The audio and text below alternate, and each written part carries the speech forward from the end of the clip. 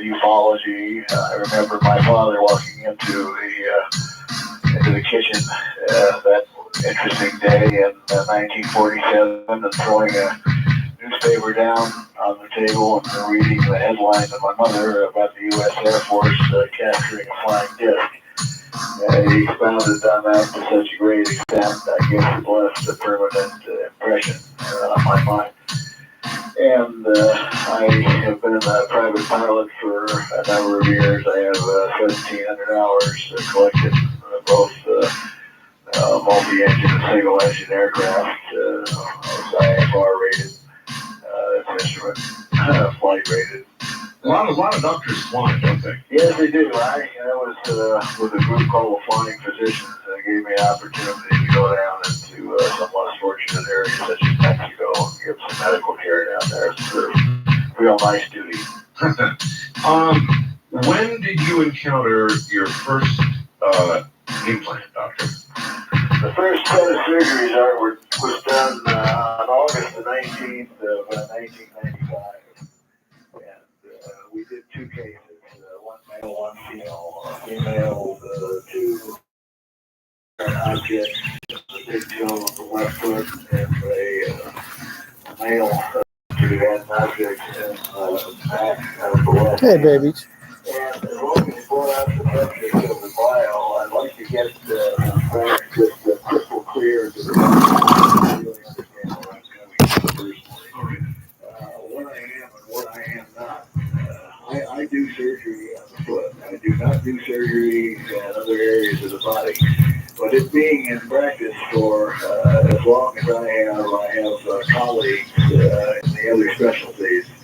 So when they say that first performed surgery on a hand or a head or a foot or whatever, I may participate in actually doing the surgery on the foot. I may assist or be present at the other surgery. I'm the one that set up the team. I put the whole thing together, so to speak, and each does his part. It's all voluntary work. No one charges a dime for their services. Also, what I am and what I am not, I am a collector of what we believe is physical evidence that seems to be leading to the fact that people who allege abduction experiences, a few of them or some of them, have objects in their body which so far looks like after some severe analysis that they may have extraterrestrial origins. What I am not is a person who has a multiplicity of fields of expertise. I'm not a physicist. I'm not a metallurgist. So when I interpret metallurgical micrographs, I'm doing that because I'm essentially have the material in the front in front of me that other scientists have put forth. And in the realm that is now is where it belongs. What Daryl and I have been trying to do is to really make hard science the field of ufology. Well, it sure does need it. Before we get to Daryl, and I'm about to bring Daryl on and ask him a bit about himself, there is something that you told me on the phone earlier that is really shocking, and I thought I'd let you pass that on to the audience. I just can't imagine what that could be. And you probably realize the organization that we formed, the Fund for Interactive Research in Space and Technology, through the years now is receiving information from various sources on really all aspects of the UFO phenomenon. But today, I got an interesting personal call this morning from a lady that I've known for many, many years. And she has a significant other who works in the aerospace industry. I've known that. I've never really quizzed her as to what firm he works for or what he does. Sure. Being the section director for MUFON, Ventura, Santa Barbara counties, I'm present at all the meetings, and these folks have been invited several times and came. And I listened to the comments that their significant other would make going out the door. kind of making remarks like, "Oh, you guys are kind of strange," and just show me an ET and I'll shake hands with them. Shaking your heads. Right. Yeah. I got a real Downey house, and yeah. So I had fun. I enjoyed the evening. Thanks for inviting me. Bye. Sure. Well, this morning she tells me the fellow came home last night and his face was as red as a beet. And he was just, beside himself. So she said, I asked him, what's going on? What's happening? So he began to tell her the story of what was going on at work. Now, I find this morning that he is a quality assurance control inspector in the aerospace industry, but his check does not come from any one of the aerospace companies. He is employed by the DoD. Department of Defense. And what seems to be the problem, as he explained to my friend, he is in danger of losing his job because the entity that he was working on was Skylab, and particularly the solar panels. The Skylab solar panels, that would be for our new space station. That's correct. That was his job. He's assurance quality control for the DoD, and his job was to work with particularly the solar panels for this particular entity. So she said, well, what's going on? What's happening? What's got you so irritated? He says, I may not only lose my job on this particular item, but he says, my hours can be greatly reduced, and he had extreme monetary concerns because they just found out last night that NASA canceled the contract for the Skylab. My God. And so she said to him, well, my gosh, why did they do that? Are they cutting back on the budget or whatever? And she said, I haven't told you this, Art, but he pointed to the ceiling and says, because of them. And she said, oh, my. Who's that? And he says, I don't know who or what they are, but they told us to stay out of space. So they canceled, according to what you told me this morning, they canceled the contracts for Moon, Mars missions, and the Skylab, because the Skylab was supposed to be a stepping stone where we could launch inexpensive manned space flights. All right, I can fill you in a little bit. There was a memo on January 9th which canceled all manned missions to Moon or Mars. Period. I mean, it flat canceled them. In the last couple of days, after a big controversy, Daniel Golden, NASA administrator, reversed the whole thing, but without giving any details of any missions that are planned or budgeted. So, in other words, there actually was a memo that went out that said the whole thing is being canceled, and the political flack hit the fan. Golden reversed it. But now, what you're saying is almost like another source, and we're canceling the space station? Yeah, it's a totally different source. Of course, I heard the same thing that you had heard. We talked about this brief, and I thought, perhaps there was some kind of budget cutting going on, that they're canceling the contracts and just they're probably going to have to do new ones, maybe to save money or something. But now it is totally independent source with all the emotion involved.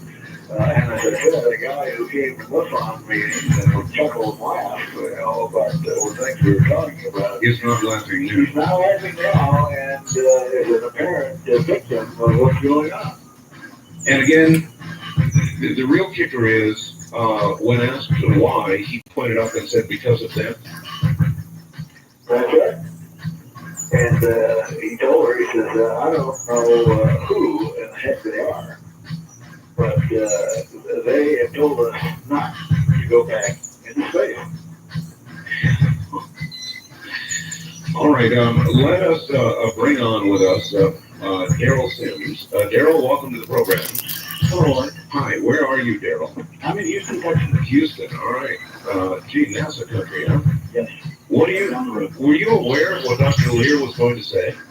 As a matter of fact, it was, and I've tried to get a confirmation or a denial one way or the other from some people in NASA that I know that would be able to validate that or not, and was not able to, for some strange reason, was not able to get in touch with the people tonight. Nobody answering phones. I just, email or anything, I was real surprised by that, because normally they would answer within an hour or two at the latest.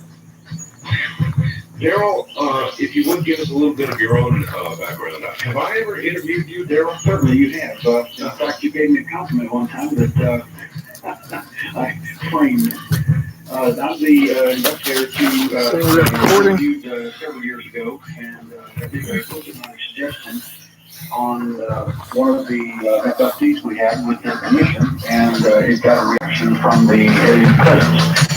And in fact, they reacted in such a way that they abducted 8 of our people, including my senior investigator. It became a very famous case, and we ended up getting an ocular implant out of the deal, and an absolutely incredible set of cases. It's the first time that I know of that there seems to be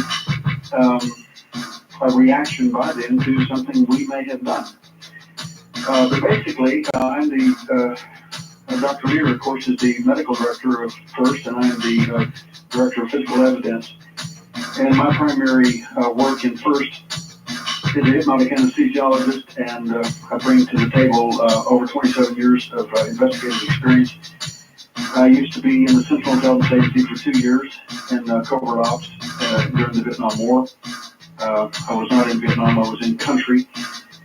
And the second thing is that I was also a senior military police officer, and have a host of other skills that I bring into the investigative arena. I'm master level NLP, neuro-linguistic programming.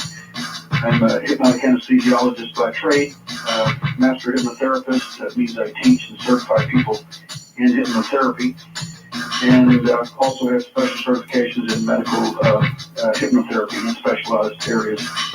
Okay, Daryl, you know, the moment you say CIA, red flags go up all over the place. Of course. And the reason that they said that they should go up, and anyone that's been connected with any of the intelligence communities that's in UFO investigations certainly should be looked at, in my view.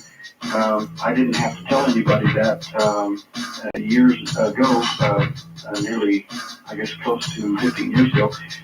I didn't have to tell anybody that at all. No one would have been the wiser. I felt like it was important to divulge your background, militarily and intelligence-wise, for two primary reasons. One is that it's just good policy for people to know where people are at or where they've been. And number two, it's very important, I think, that people, if they know you've been in the intelligence community, it's real difficult for someone to think that you're spying on them if, in fact, you told them that's what you used to be involved with. That's right. So that would be one of the most bizarre things I can imagine, telling somebody that you were in something like that, and then that it tends to alleviate a lot of fears with some people. How did you and Dr. Roger Lear connect? Oh, this was a very interesting story, and I'll be brief. I was presenting at a conference in Southern California and in Los Angeles, and during this time, a lady came by, looked at some of the evidence. I had x-rays and other things, and she and Roger were together there from Ventura, MUFON, and they looked over the material, and Roger said, well, those look like surgical clips in that lady's feet. Why don't you have them removed? And I said, well, they're not surgical clips. And they appear to be some type of implantation. And he looked over the situation, and as Roger will state and have stated publicly many times on TV and other places, he's the consummate skeptic. He is in the scientific realm of things, so to speak. And so his point was to, well, okay, let's remove the objects and get rid of them, and that'll be it. Of course, the events that ensued after that, whenever we first lined these people up for surgery, I called Roger and told him, I said, I have to tell you two things, or no one's ever going to believe this in the history of this entire business. He said, what's that? Well, number one, if these in fact are implants and they're alien related, you're going to find no signs of inflammatory response, either chronic or acute. And he laughed. He said, "Well, I can assure you that that's not going to happen. No rejection reaction. None whatsoever." I said, "You will not find that if this is what this material is." Number two, you're going to find nerve cells surrounding the objects, and the wrong kind, a lot of them. And he kind of giggled and said, "Well, okay." And those would be, for the layman, neural connection points in that. Yes, they had the nerve proprioceptors surrounding the alleged implants. After the pathology reports came back, he called me several times that day and finally got me 11:30 at night and says, "You're not going to believe what the path report says." And I said, "I better do." And he said, "No signs of inflammatory response, either chronic or acute." And he said, "That's from two different pathologists. Unknown, they have no idea what it is or looking at, it's just tissue." Is that physically possible, Doctor? Well, let's say in the 33 years of removing things from the human body, and I've removed a lot of, as you can well imagine, because people step on all sorts, everything from coral to surfer to whatever. When you get a path report back, you always find that there's some kind of inflammatory response, either acute or chronic. I might point out that some even pseudo-scientific authorities think that one subject has been in the body for many years, such as during one of our wars, some of the wars, I should say, Piece of shrapnel or splatter effect, and people get comfort with stuff, and it's too dangerous to say to take out, just left in there, and let people go on okay. But at any time, if you biopsy or you remove them, you will see evidence of a chronic inflammatory reaction. In other words, the body always rejects in some way or shows signs of rejection of foreign objects, non-biological objects. That's correct. If it doesn't belong there, the body recognizes it, and if it can't get rid of it, then it just rolls off. All right, good enough. Both of you hold on. We'll be right back. We're at the bottom of the hour. My guests are Dr. Roger Leir and Daryl Sims from Houston, ex-CIA and more. The implant pictures are on the website. Go take a look right now. I'm Art Bell.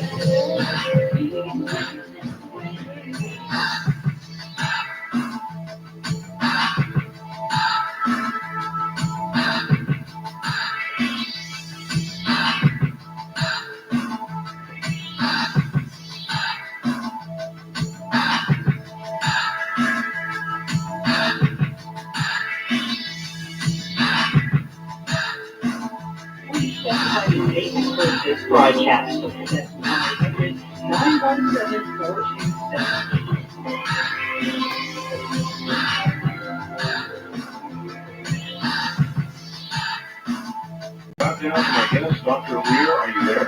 Yes, I am. And Daryl Sims. Yes. Okay. Dr. Leir, again, you're saying that anything that would be alien to the human body, even for years and years in place, would continue to show a rejection reaction of some sort.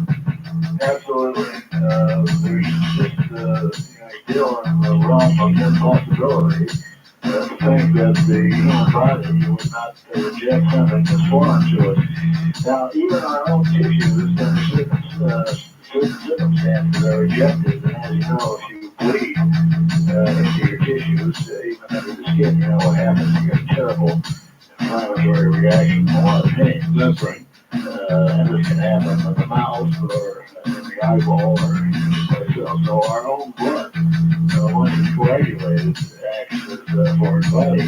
So that's just an example of how sensitive the body is to things that don't belong there. Well, then, if you were to determine what factor in these implants utterly prevents any rejection, you would have made a gigantic medical leap forward, wouldn't you? You bet your Debbie Art.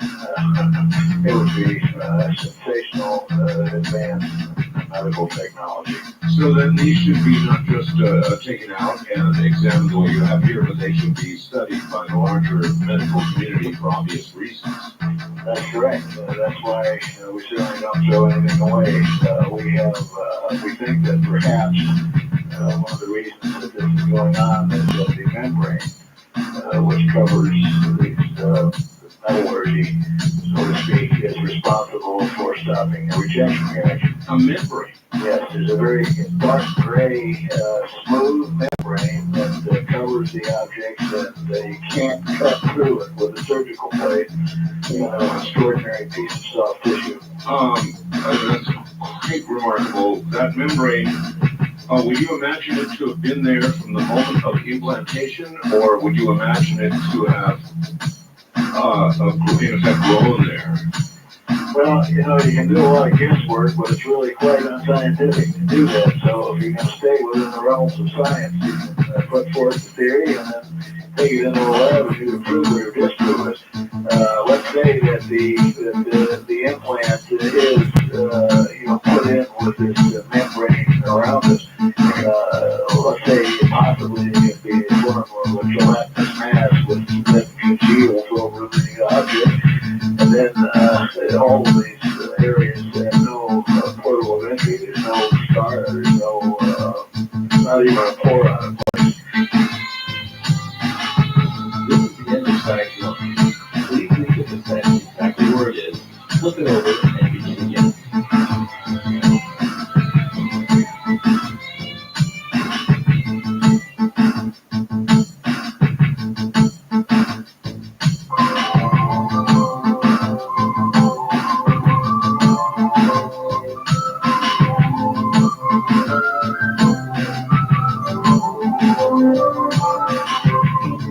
Back to the best part valve. How would it be possible to have something so strong in the form of a membrane that a scalpel would not go through? Well, I have some ideas about that too. Also, I want to mention you have a couple of major drug companies that are looking at this with a lot of interest. The simplicity, I can tell you and your audience right now what it's made of, because we've already had the analysis done. All right. Just very simply, only three things, all which come from the body. One is called a protein coagulant, which is just a fancy way of saying it's made from blood. The protein is blood. Okay. Then, if you picture that as you would like a bowl of jello, clear jello, we'll have two things to it. One is with dark brown granules, and this is an iron stain, which is a cousin to the iron stain that's in your red cells called hemoglobin. And in this instance, it's called hemosiderin. It's an oxygen-binding iron pigment. Right. And in the red cell, this is what happens. It binds with oxygen. The cell travels around your body, gives up this oxygen, takes on carbon dioxide, winds up back in the lungs, gives that up. So it's a transport mechanism. All of a sudden, hemosiderin does a similar thing. So it has hemosiderin in it. And then there's some striae or strands, to make it quite simple. So you look at the jello with these brown granules in it like raisins, and then we have something that looks like coconut, and that's the striae or the strands, and the strands are made of keratin. And I'm sure that every single female listening out there knows what keratin is. They spend, $1 billion more industry. People taking care of their keratin. It's the outer layer of your skin. Makes up a few layers of the cornea of your eye, your fingernails, your hair. Okay. So those are the only three things that make up this membrane. Now, what gives it this tremendous tensile strength? I didn't really understand this until I discussed this with a couple of folks that you probably know, David Adair and my girl Corso. Oh, yes. And I was talking to Bill Corso about these fibers where the molecules line up. Tremendous tensile strength, and he pointed out a spider web, which is one of the most basic biological entities that have these supertenacity fibers. So maybe we have something the same here. We haven't gone to that extent of electron microscopy yet. All right. Have you found the same fibrous material over other foreign bodies that you've removed over the years? Never. a surgical blade is sharp, and you can whittle a bone with it either inadvertently or on purpose, but not be able to cut through deep soft tissue is very strange indeed. The general surgeon that I was working with is also 30-some-odd-year veteran of doing surgery all over the body, and he looked at this thing and said, well, I don't get it. But, Dale took the specimens back to Texas with him. I'll let him tell you that portion of it. All right, actually, let's back up a little bit and have Daryl tell us about the people from whom these specimens came, or as much as you're able to tell us, Daryl. Sure. The individual, first individual, a lady, was watching me on a program in 1991 on an Access TV program, and after she watched the program, she called me and set up an appointment to speak with me concerning alleged alien abduction. And after I met with her, I said, well, what would convince me that you were abducted? And she said, well, I have all these memories. There were other witnesses, my 2 children, my husband, and so on. And I said, okay. I said, well, I'm primarily dealing with physical evidence. Do you have anything? She said, yes. She showed me some x-rays of her feet and 3 objects, and one of them in a T formation, very unusual. And I said, well, it looks like you stepped on a pin, it broke, it migrated, and there it is. And she said, I thought you'd say that. She was kind of waiting on me. And then she handed me her medical report, which stated by her doctor that these objects were surgically installed due to previous surgery. Well, that kind of sunk my boat. Wait a minute. That they had been surgically installed at some previous surgery. That's correct. And there was no history of previous surgery on her medical record, nor from the parents and others that I interviewed. Okay. So this got my attention, and I held this case for about 3 years, working with her.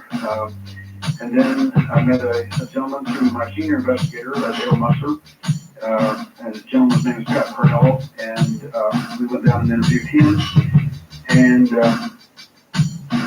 and he told me about an interesting object in his hand and so on. He had got an x-ray for us as we requested. And after we looked at the x-ray for a while and talked to him for a while, listened to his story, he's a remarkable man.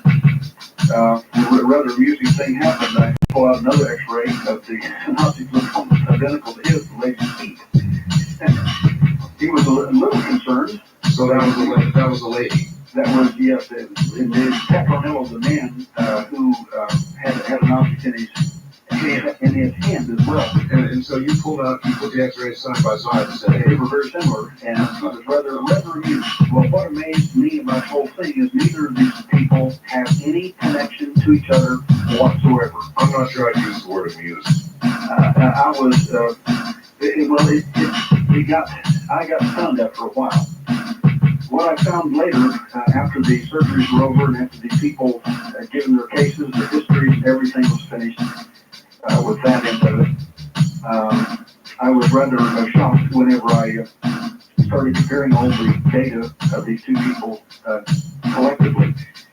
Interestingly enough, Mr. Pat Purnell is almost obsessed with a remarkable intertwining of 3 Moebius strips. That Moebius strip is just like a 1-inch wide piece of paper about a foot long. If you glue it together in a circle like a child would, that's a displacing circle. If you put a twist in it, you have a one-sided object. Yes. And it's remarkable. We put 3 of them together, and it does a remarkable presentation for about 2 hours, showing you how to reverse polarities and all kinds of amazing things mathematically with these 3 intertwining Moebius strips. Something, no doubt, knowledge acquired during an abduction. That seems to be the deal. Well, what's amazing about that, and something I have not revealed to either one of the 2 people, is that he describes 3 Moebius strip type objects, approximately 18 feet tall, inside the craft, that appear to power. Oh my! It gets even weirder. There was a ball inside the clear glass-like Moebius strip figure 8 type configurations.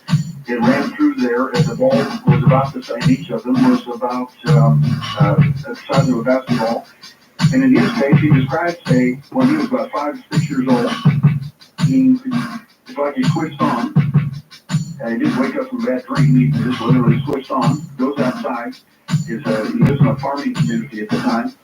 Walks out to a field that's freshly plowed.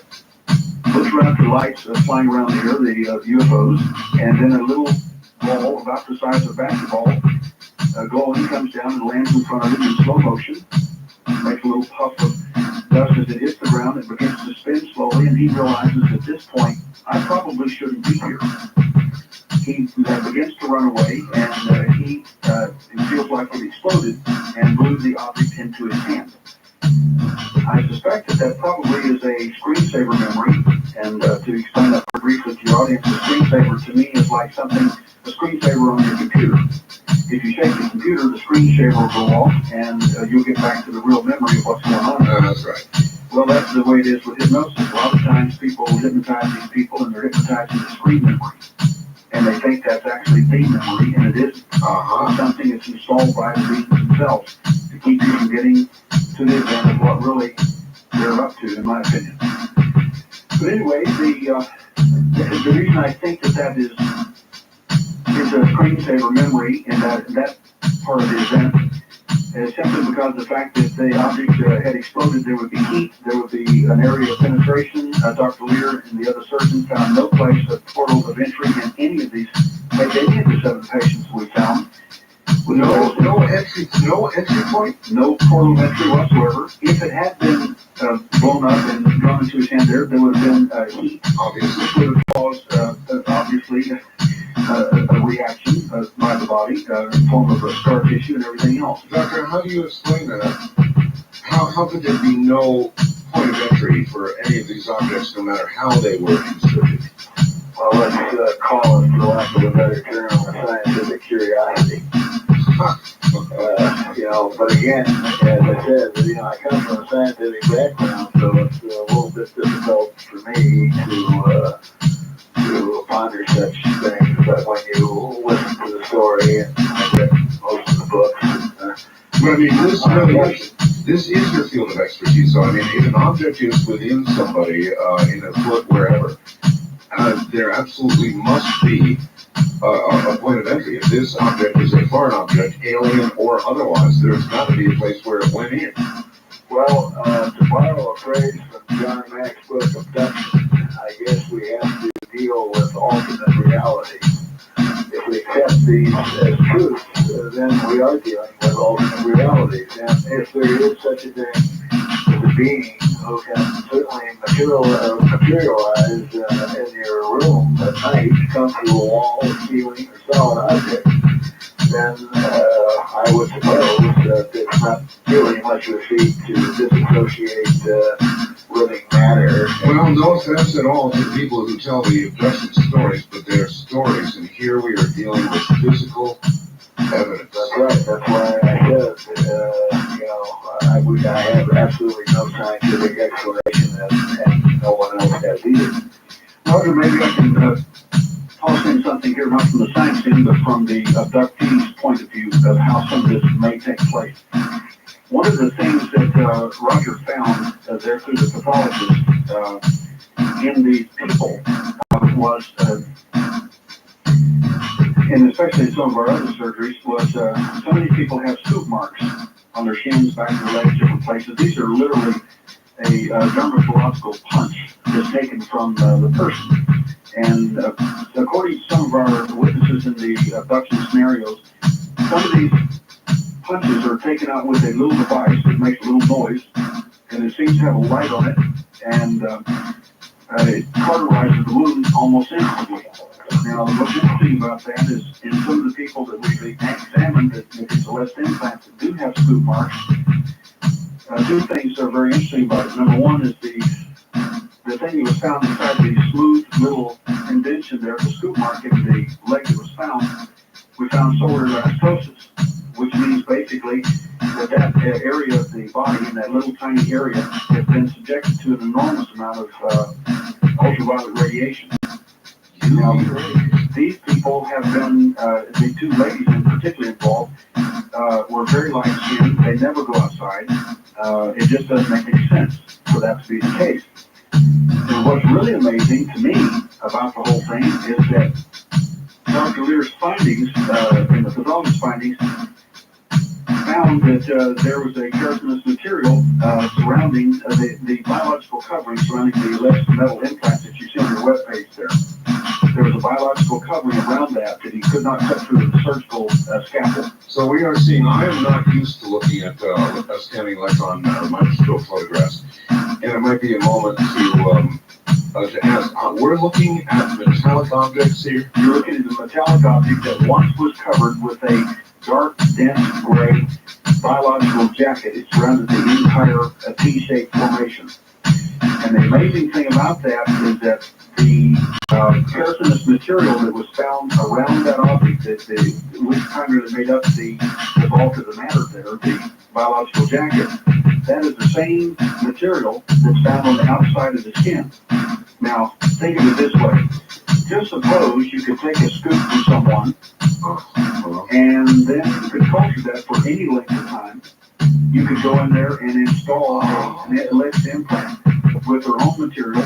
It would answer the question of where nerve proprioceptors, that's the nerve cells that you have on the outside of the body, how they got inside, deep inside the body, next to the bone. But this is, you're describing a deliberate, a complex, extremely difficult process. I think that is what is suggestive here, based on the stories and based on the pathological evidence. Now, did these two women both have, the woman and the man, did they both have these scoop marks? No, they don't show the scoop marks. The lady has, but I didn't notice any on Pat.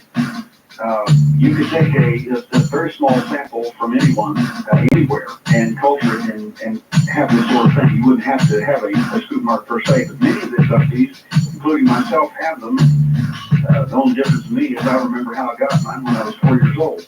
Do we have the ability, Dr.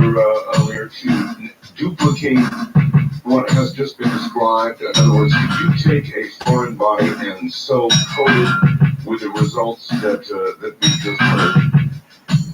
This would be in the form of an experiment, right? Yeah, true, I guess so. That's why these drug companies have such an interest in this, because this membrane is the protective bio layer between foreign material and the body itself. You can technically duplicate it, wrap a heart or a kidney or anything else in it, and there wouldn't be any use for Imuran or any other cyclosporin or any of these immunosuppressive drugs that are necessary to keep rejection. All right, but the point is, we haven't done it yet. Not that we know of. All right, and that's a good place to hold it right there. Not that we know of. Coated with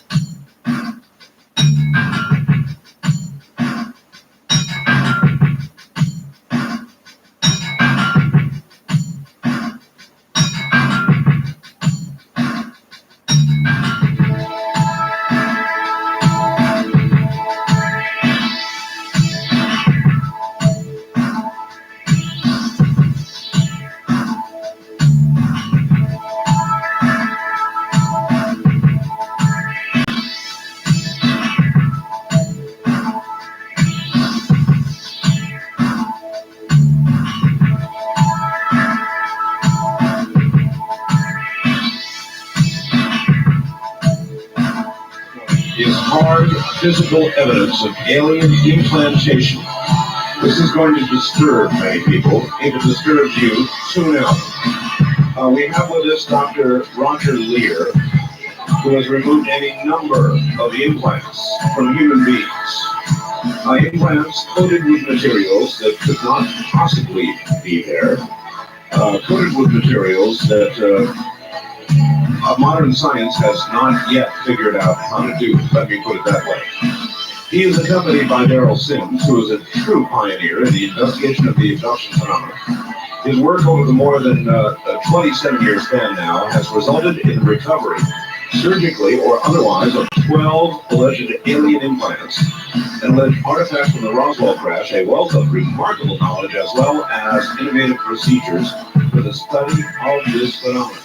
Mr. Sims emphasizes the necessity of obtaining hard physical evidence and the analysis of that evidence by non-UFO related scientific and medical professionals. And that's, of course, where Dr. Lear comes in.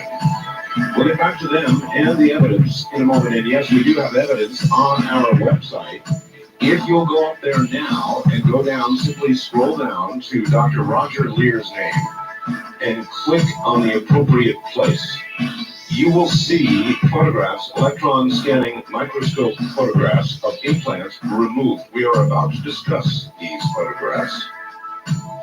It is rare, hard, physical, medical evidence of alien implantation. If you dare, go take a look at www.artbell.com. All right, back to my guest now, Daryl Stims in Houston, Texas, and Dr. Roger Lear in Central California. Gentlemen, welcome back. So we have an implant that cannot be cut into because of the fibrous material around it, which has been described. We have actually had implants that have, as the scalpel approach, moved. We heard that from Whitley Strieber. And now we've got photographs on the website, and I'm not used to looking at these type of photographs. So, Dr. Lear, have you been able to see the lineup that we've got on the website? Yes, and I'd like to start with the second picture that you have. Okay. The one that looks like a long rod that's divided into several sections. All right. Is that the one at the top? It's the one at the bottom. That's the second picture. All right. All the way at the bottom. All right. Then there's three smaller pictures underneath. Underneath. All right. So I've gone all the way to the bottom, and I see it says A, B, and C.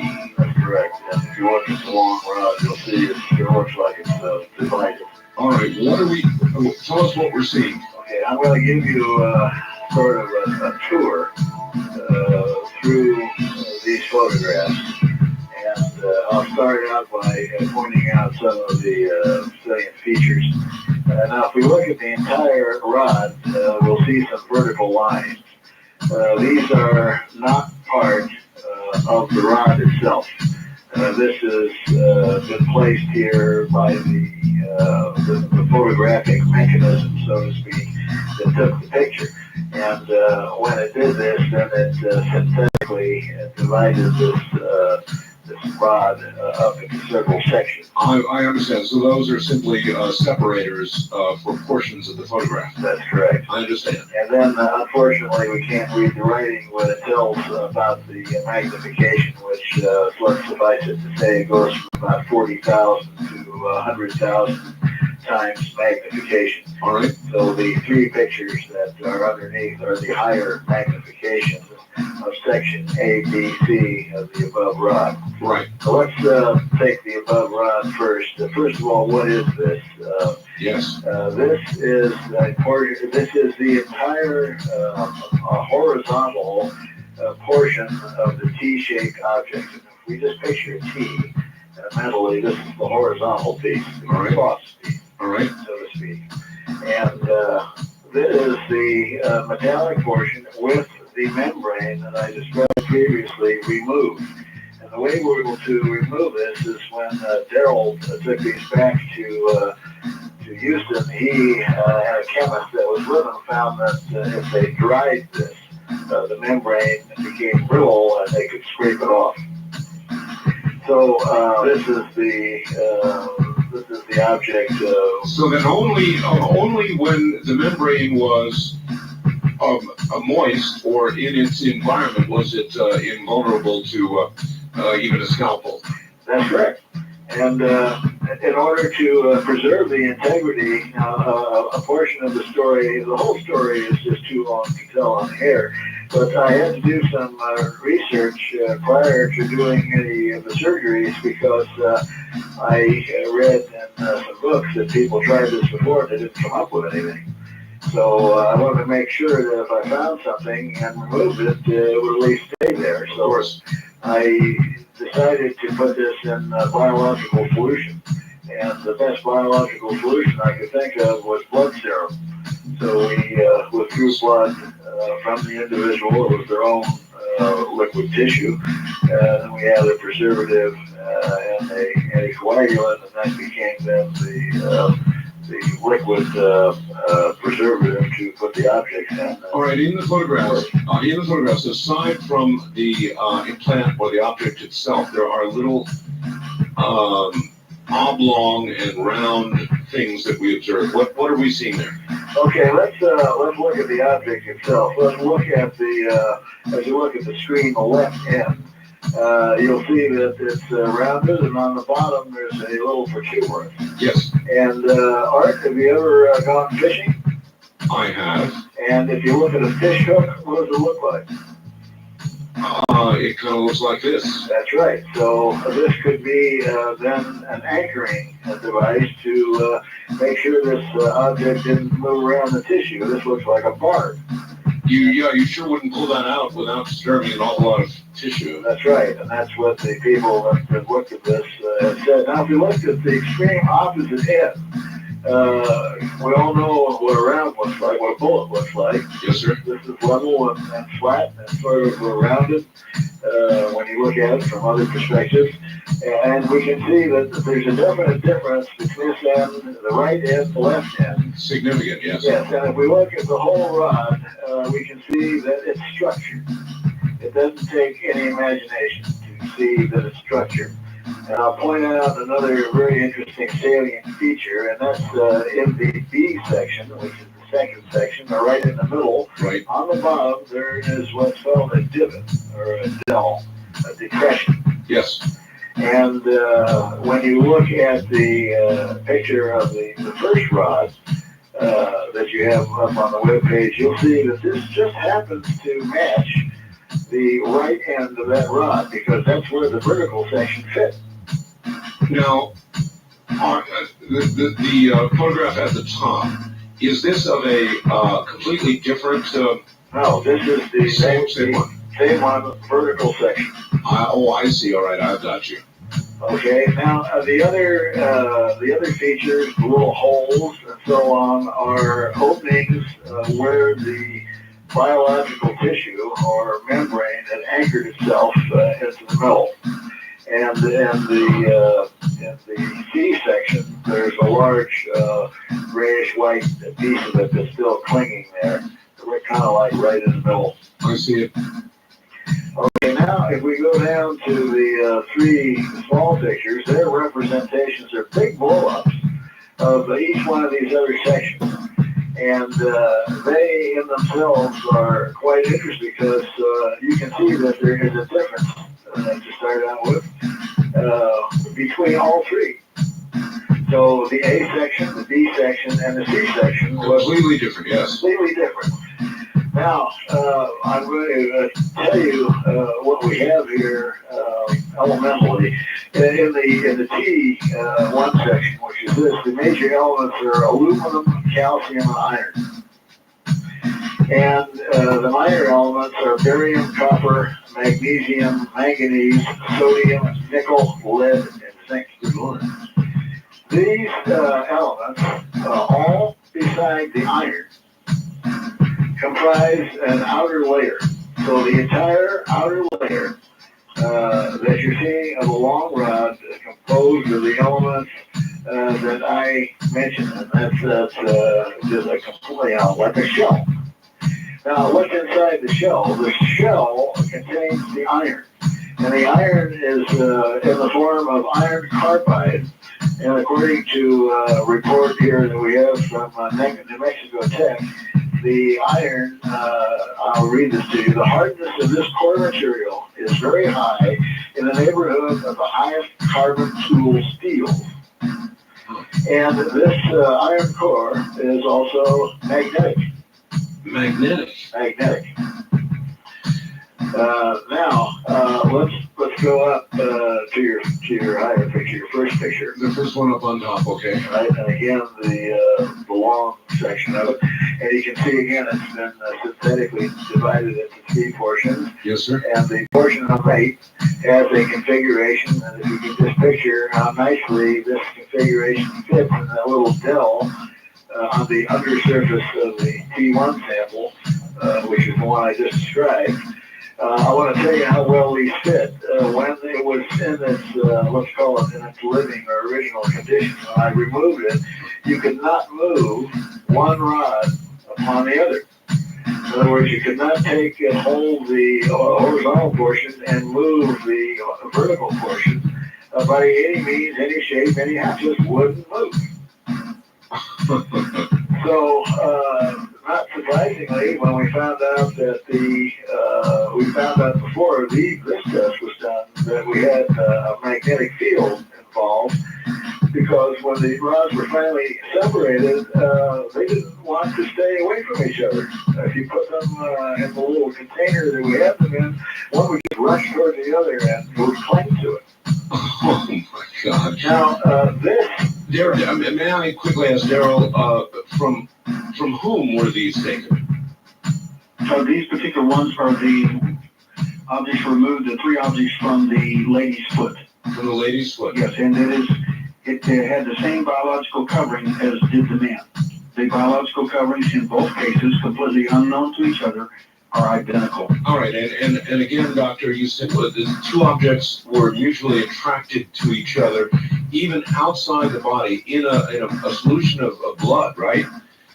No, this was after the membrane Was removed. was removed and the 2 pieces separated. And they would still mutually attract. They would go right to each other.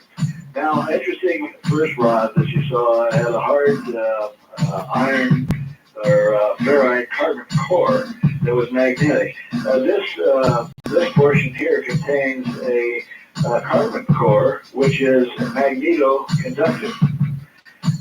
Now, in section C, you'll see looks like something that's sort of hanging onto it. Yes. Hanging onto the bottom. That's a portion of the membrane. That's living tissue, or was living tissue. How much? You said that surrounding these objects, there was a virtual neural network that built up, or I'm not a doctor. You've got to help me out here. But there was a. Yeah, there is little nerve end organs called proprioceptors.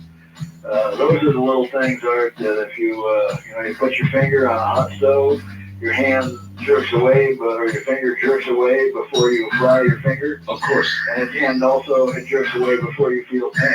Right. Those are done with proprioceptors. And we have them in the finger pads, we have them in the bottom of the feet, we have them in the lips. Also, if you grab a glass with your hand, why doesn't your hand just crush the glass? Or why don't you just simply drop it on the floor? Proprioceptors, little tiny sense organs, end organs of nerves, usually located in those areas that I indicated. But remember, these objects were found virtually next to the bone. They don't belong there.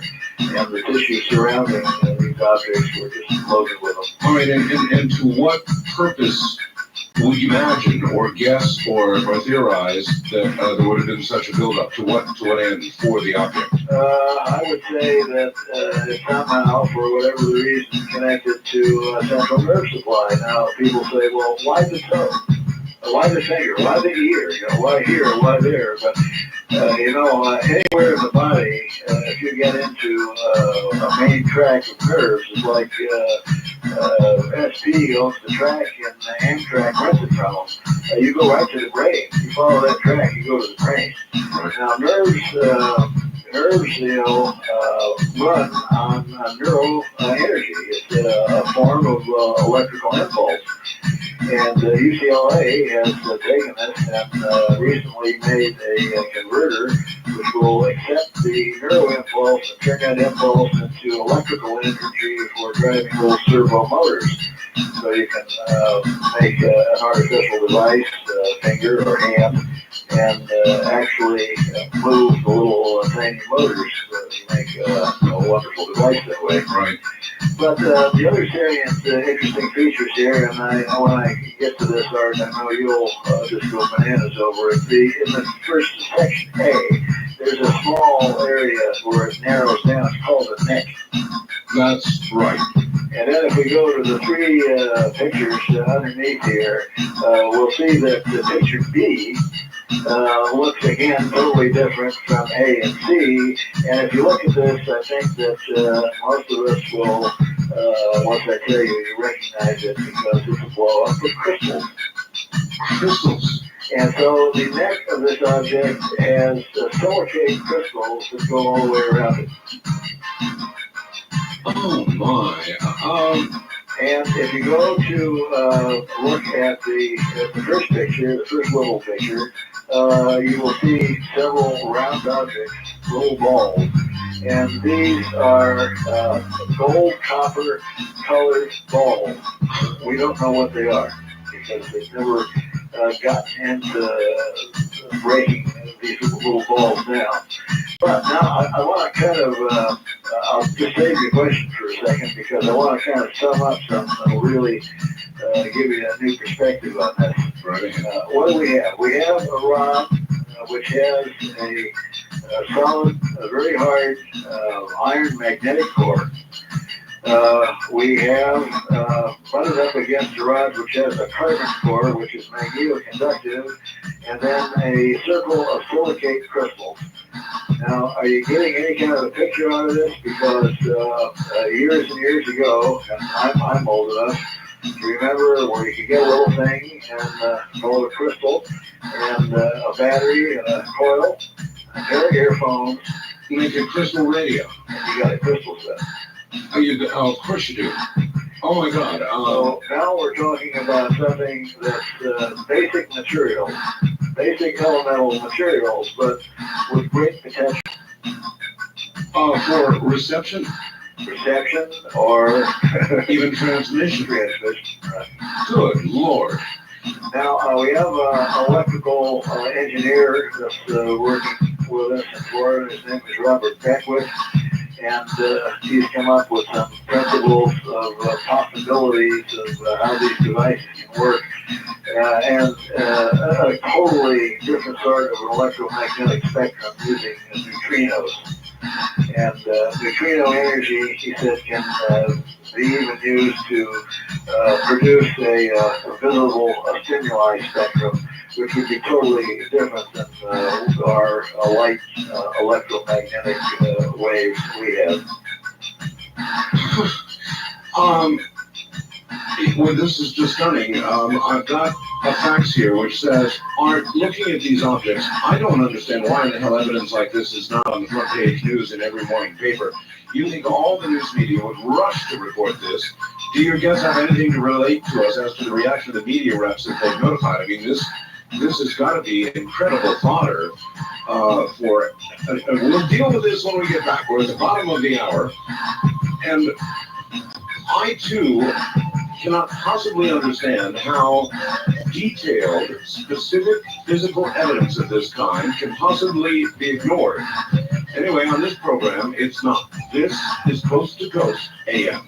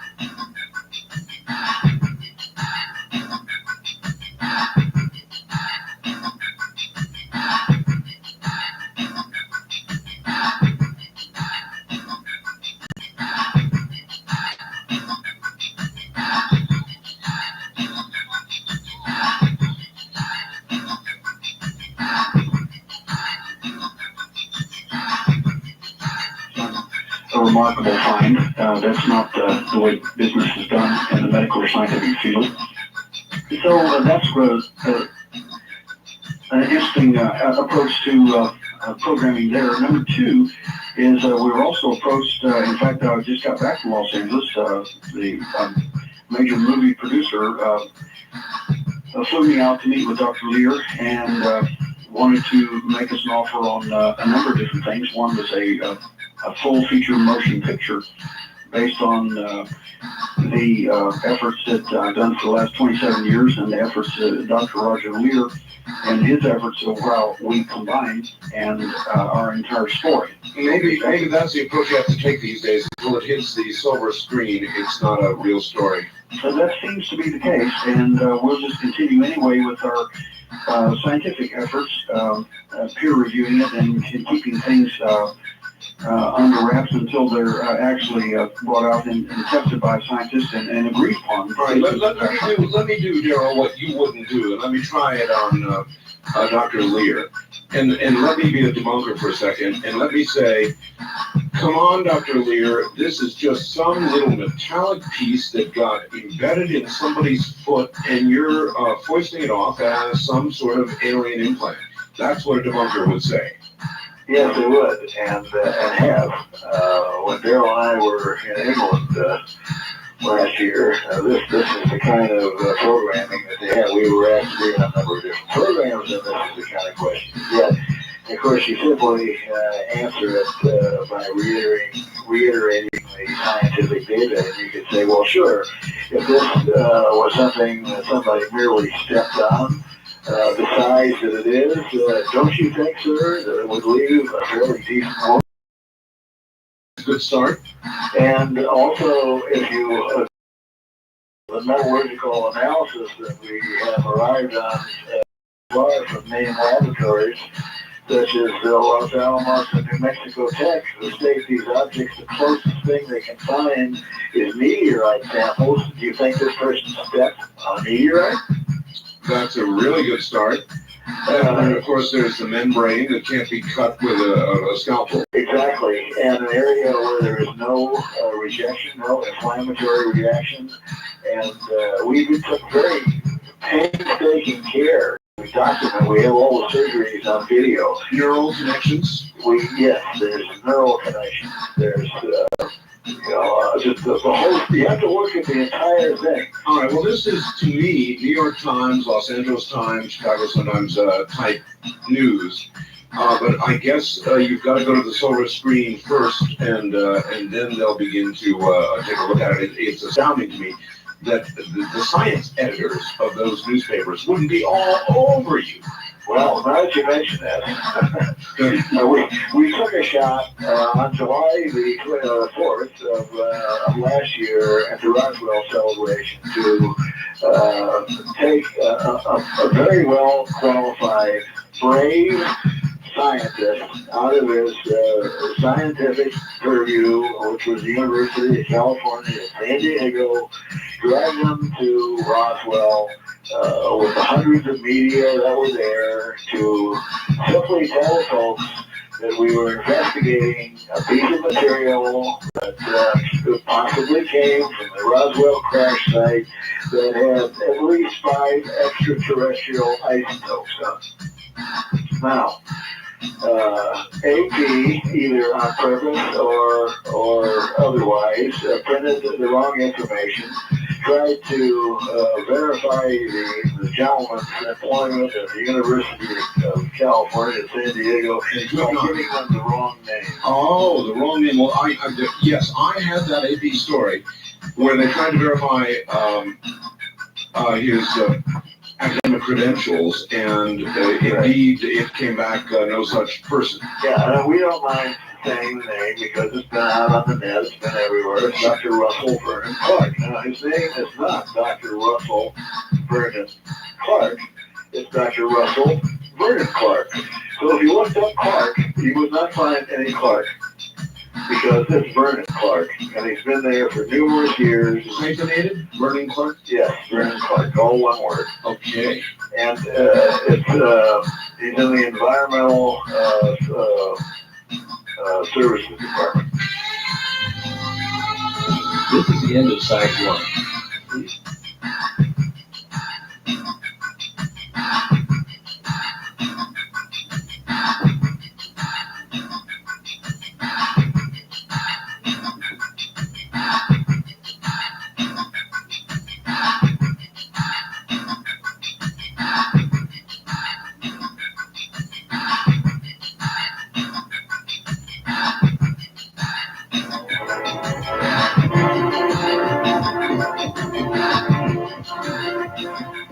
You're listening to a rebroadcast of Coast to Coast AM with Art Bell. All right, now a question for Daryl. Daryl, how long had this person that we know of had the implant before you discovered it and then subsequently removed it?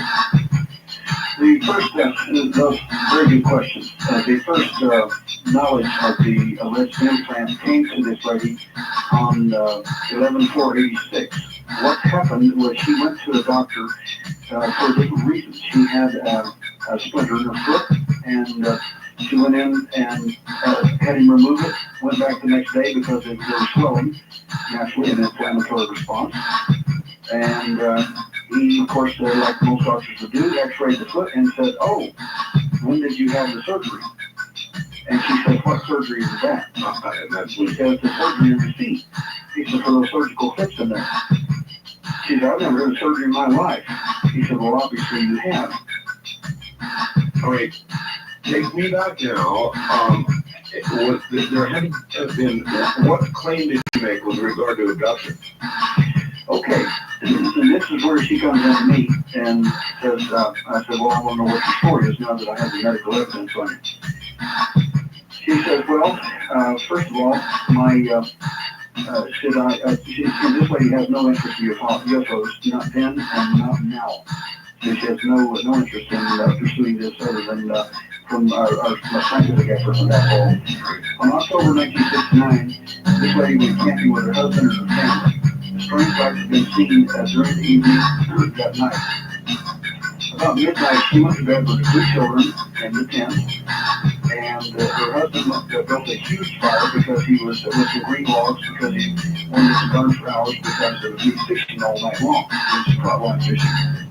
About 1 a.m., the gentleman comes running back, terror-stricken, and screamed for his wife, threw the children, and everything in the car as fast as he could. She's doing this, and they finally get in the car. He races off and just blows gravel and rocks everywhere. She inquired what was the problem, and he said there were some strange beings down beneath the bridge where he's fishing. And then all of a sudden there was some lights coming behind the car, and she thought, well, there's some kind of a semi. But what would a semi be doing out here at 1 o'clock in the morning on the dirt road, out here by Conroe Road, Texas? And she noticed that the lights were a little bit too high off the ground to be a semi. And the problem is there's about 20 feet apart between them, and there's 3 levels. And then as she gets closer, she can see a huge dip. And I mean, they get so scared, they absolutely freak completely out. Of course, they go across this big metal bridge, and the next thing they know, they're coming back across the metal bridge. They pull up next to their campground, Missing time. they look at the campfire, and it's already burnt down. So lots of missing time. Very much so. What's amazing about the story is a few years later, this lady's mother goes into the hospital for heart surgery. For some reason, the doctor decides to x-ray her from head to toe, and guess what he found in her feet? Just like her daughter. And the doctor asked her the same question. Mother here is a skeptic. She says, the doctor looks at her and says, when did you have surgery? She says, this one before. And she said, I've never had surgery. She said, obviously you have. Which because surgical clips your feet. I also think that the brother has these as well, but he will not submit to any kind of surgery or any kind of x-ray or anything. He is absolutely terrified by the whole event. So what is it, the whole family? The abduction seems to be familial. It runs in the family. That seems to be the case in many situations. We have some incredible stats concerning that. All right, well, now this goes way out on a limb, but with the neural connections to this device, if one is to imagine the device is a receiver and possibly a transmitter. What could a person imagine that is being received and transmitted, and for what purpose? I mean, this is all conjecture, obviously, but it's impossible not to conjecture. That's correct. You know, in science, you call it theory. But if you want to say again with strict science, you put forth the theory and take it in the laboratory and either prove it or disprove it. Right. So you can say these are the popular theories connected to mineral supply and doing something. And we have a good indication that it was because Pat, which was the second surgery with the object in the back of the hand, we used a Gauss meter. And when the Gauss meter was placed over the back of the hand, the scale just pegged. So we thought, well, there must be a lot of electromagnetic influence in the operating room here. So it was a Saturday, and we'll just got this guy all over again. We'll take him out in the parking lot. It wasn't a car, it wasn't any lights on. It was Saturday, everybody was gone. We put the Gauss meter over the back of his hand again, and it did the same thing. We went ahead and performed the procedure, and then used the Gauss meter again post-operatively, and it did nothing. We put it up Yeah, so in other words, once its human contact was gone, the energy was gone. That's correct. Now you're moving into an area that I know a little bit about, and I can tell you that you should have had somebody there, like myself, with a spectrum analyzer, looking for any sort of specific range of frequencies that there was an emission of RF. Well, we got to look at everything from scalar waves to That's right. all sorts of electromagnetic spectral sources. But first of all, it was our search attempt. Doing it on a shoestring, paying for the whole thing out of our own pocket. No, of course. You had to start someplace.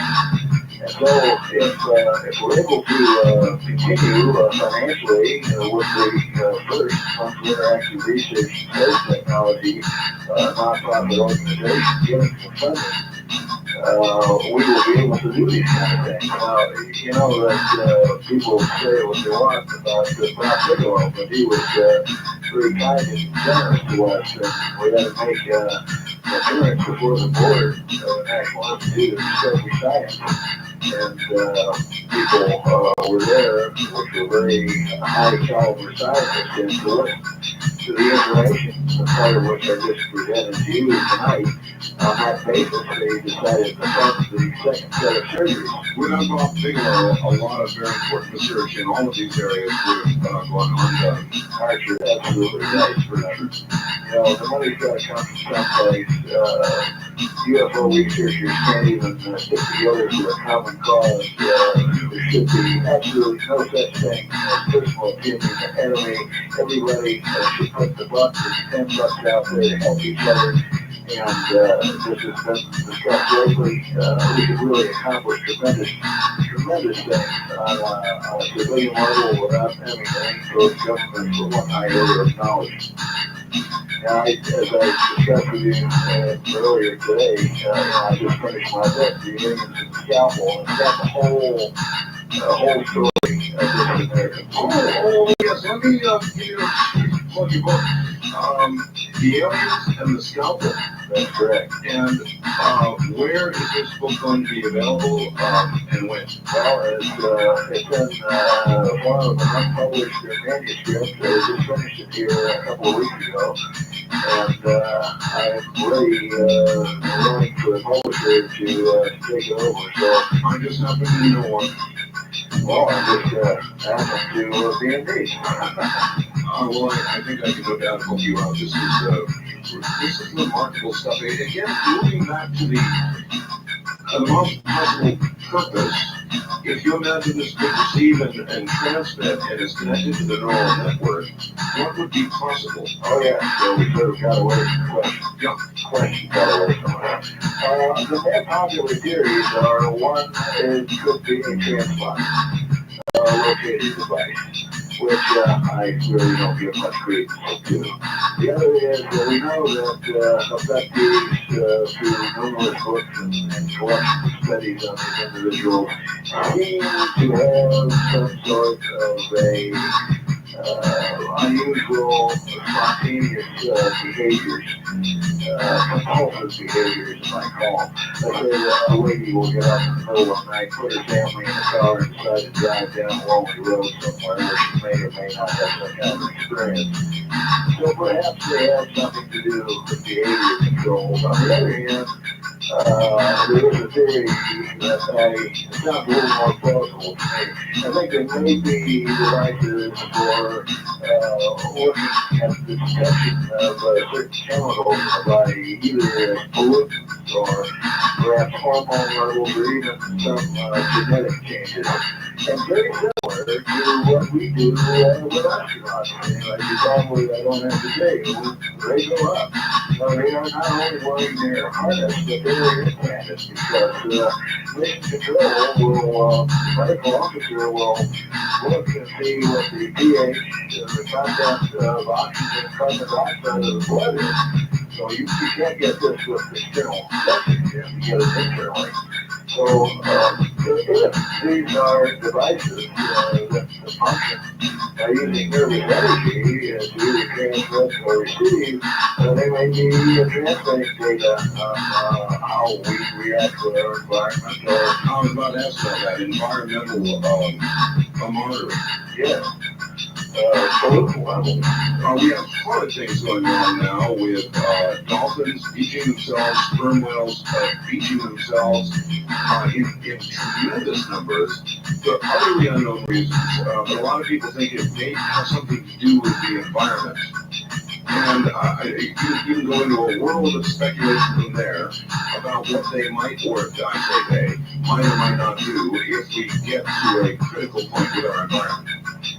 That's very possible. You see, it's much more plausible than the other theories that have been put forth so far. I mean, it has some semblance of sense. It's if we were being guided, or whatever the terminology used by other beings from elsewhere. Well, these might be the things that they might be interested in. And as you said, you mentioned the environment. Well, I think we cracked the environmental envelope in so many places. There's so many things going on that all both organic and inorganic changes are taking place in front of our eyes at a rapidly increasing rate. One of the good things, as I see it, of course, I'm medical business, so my main thing is I deal with people, is the children that are born today are, I would say, quite advanced. They're a new child. They are a new human. They're not the same as the babies that were born 30 years ago. I have a 7-year-old daughter, and my oldest is 30. So it's quite a difference. It's not just me, it's every single patient I talk to that has a young child. You have no idea how many people have been hearing that from recently. Yeah, and if I could get the book that I just wrote finished, I'm going to sit down with statistics from the Pediatric Association and really blow people away because they don't have an idea of the child that they're raising. I mean, these kids not only have the ability to learn rapidly, younger, they do everything. They're the age of 3, when they walk, the age of speech. Many are calling them the millennium children. That's, I guess, a good thing to say. All right, listen to two of you. I've got another hour available, and we might find it between continuing with this discussion and taking a few calls. Are you up for it? Of course, sure. All right, gentlemen, hold on. Dr. Lear, Daryl Sim, I'm Mark Bell. This is Coast to Coast AM.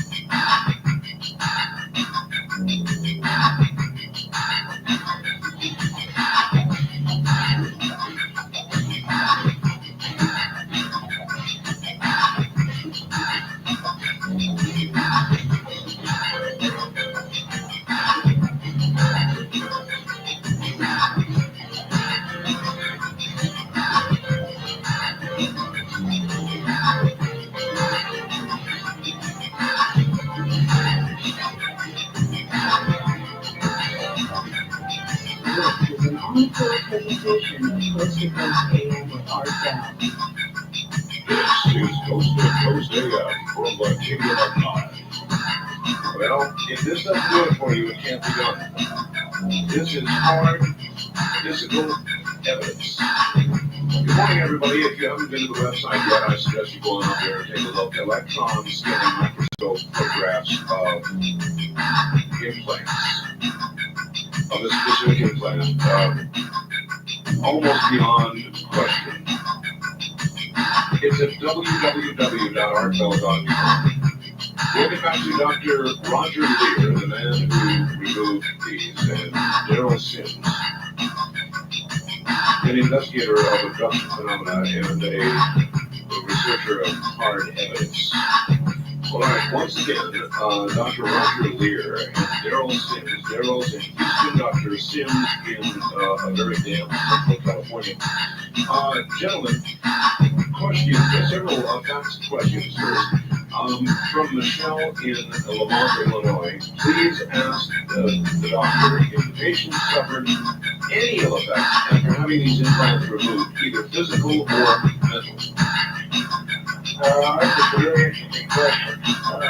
One of the things that we do is part of the program for removal is to have the individual examined both physically and psychologically prior to undergoing any surgery. Of course, we want to make sure that they're both in sound mind and body, number one. And number two, we want to monitor very carefully any physiological or psychological changes that occur after the surgery. The only differences that we found either pre or post-operatively was in the first two cases, for example. Neither patient had any discomfort until 1 week prior to the surgery.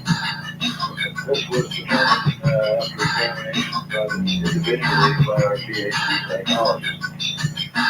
Now, we can call that coincidence or whatever, but we believe that one has been in the body for some 41 years. So that's quite some time to not provoke any kind of discomfort. And then have it a week before the surgery with the lady is, again, one of those strange things. Now, following the surgery, one had undergone anesthesia, which Daryl had done. We did this for several reasons. One was because he had a little bit of apprehension about the surgery. We were doing it under local. That's natural. And so, in doing so, we tried to almost look at the healing time and the amount of medication that she would take post-operatively. And it was just about 2 to 1. She healed just twice as fast. It took half the amount of what the other patients did, which is supposed to show you that you can be controlled mostly without drugs. After the surgery, for the first two patients, like Bill told you before, the lady really doesn't want anything more to do with the UFO phenomenon.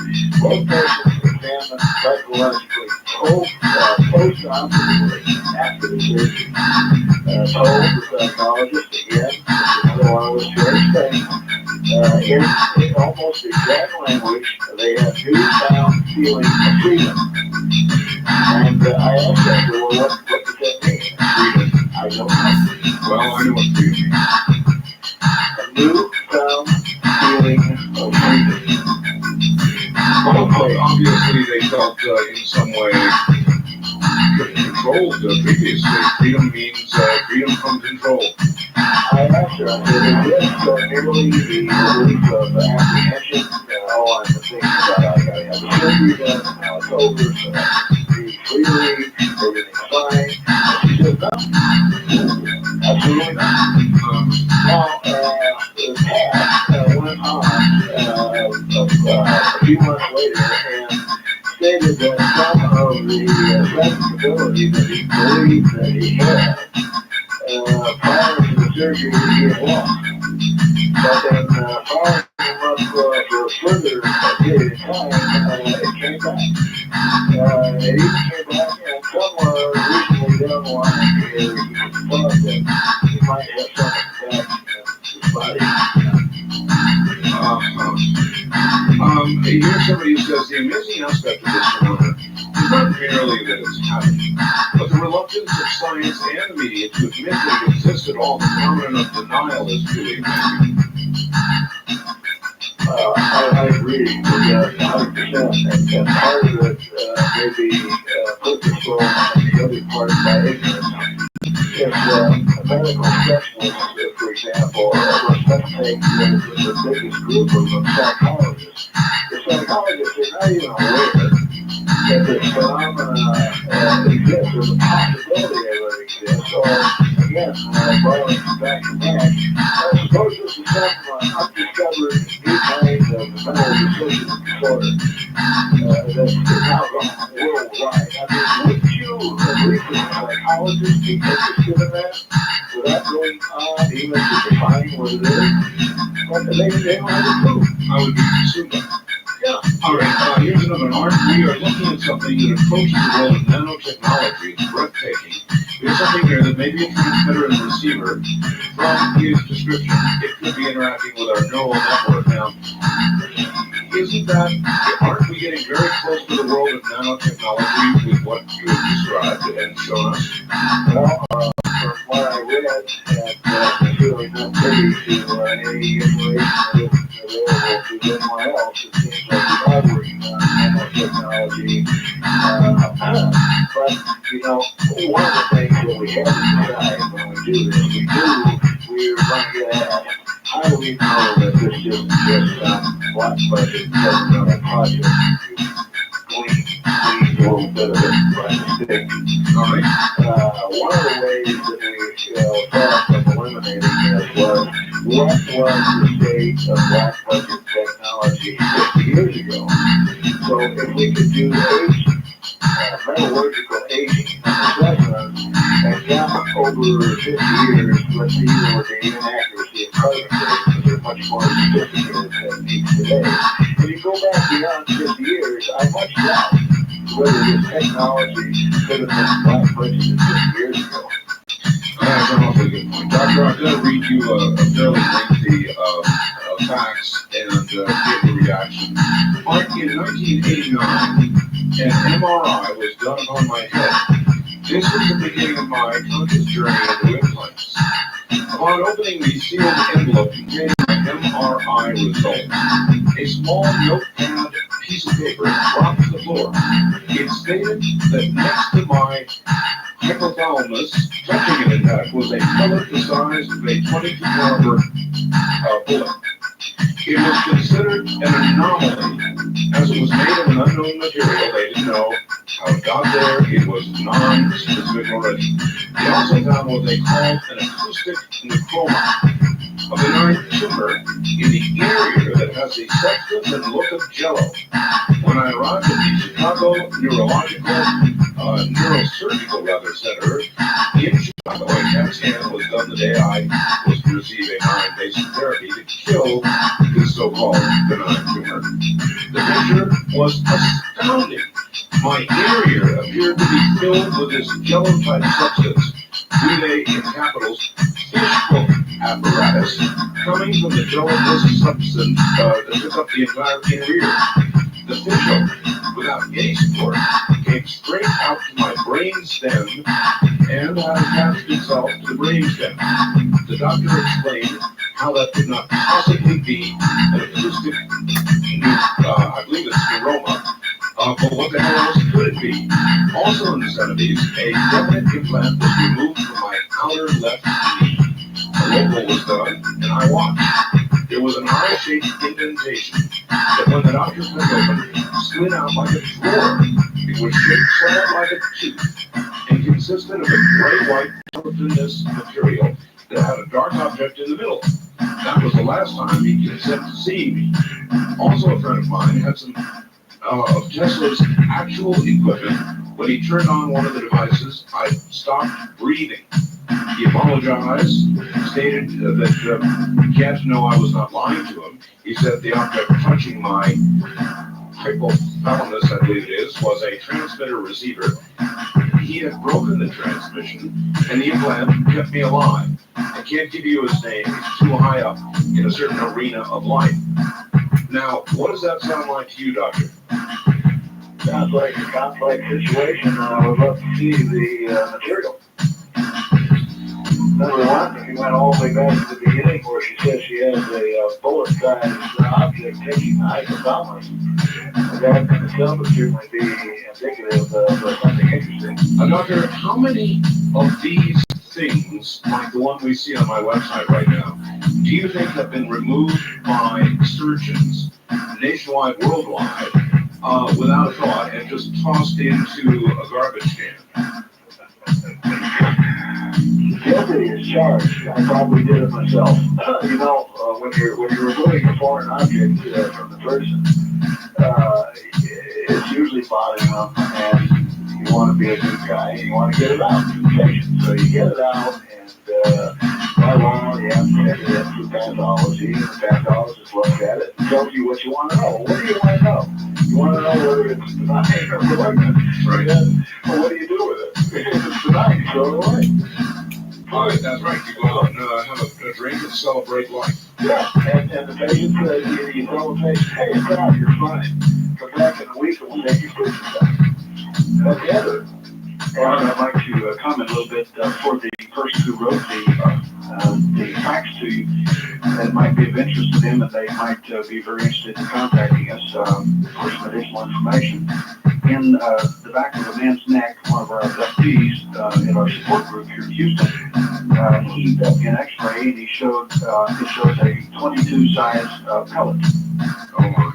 In the back of his neck, lodged next to his spine. Of course, the doctor said, "When did you get shot?" He said, "I beg your pardon." Yeah. "When did you get shot?" He said, "There's a bullet. It looks like next to your spine."